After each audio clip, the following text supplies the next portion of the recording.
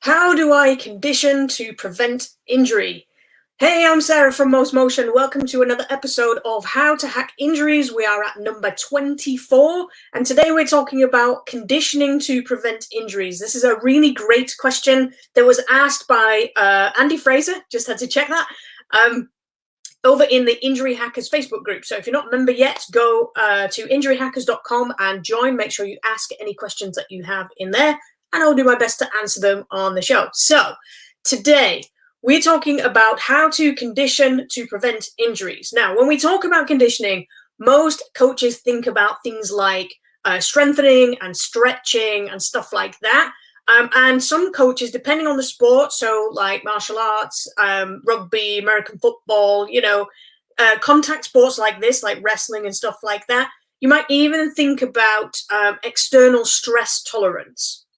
So when I think about conditioning, especially when it comes to preventing injuries, I think about food and joint movement. Now, that might sound a bit crackers, but when you have good nutrition, then your body is creating the cells, and everything on a cellular level is able to handle much more stress than it would be if the food was causing stress problems, which it can do. But when you have when you have a good joint movement, then your body is capable, your client's bodies, your participants' bodies are capable of handling much more physical stress. So when you have good underpinning like this, so you have your muscles and bones and everything are in a good, healthy working order because of the nutrition that you're giving them, and they're capable of moving in lots of directions because of the joint movement that you are giving them, then when we layer on things like strengthening and external stress tolerance, then they're much more likely to handle it, and the risk of injury is a lot lower. But most coaches don't think about food or joint movement when it comes to preventing injuries. We think about our sport requirements. So we immediately go to what is it that my client, my participants need to handle in this sporting situation to be able to prevent injuries. But when we don't consider their human bodies as human bodies standalone from the sport, then we're missing out on a whole lot of stuff that we could be doing to prevent injuries. Unfortunately, food and joint movement are two of the things that are not really taught when it comes to coaching sport. So that's why, I know nothing. I mean, the information I know about nutrition is at least 30 years old.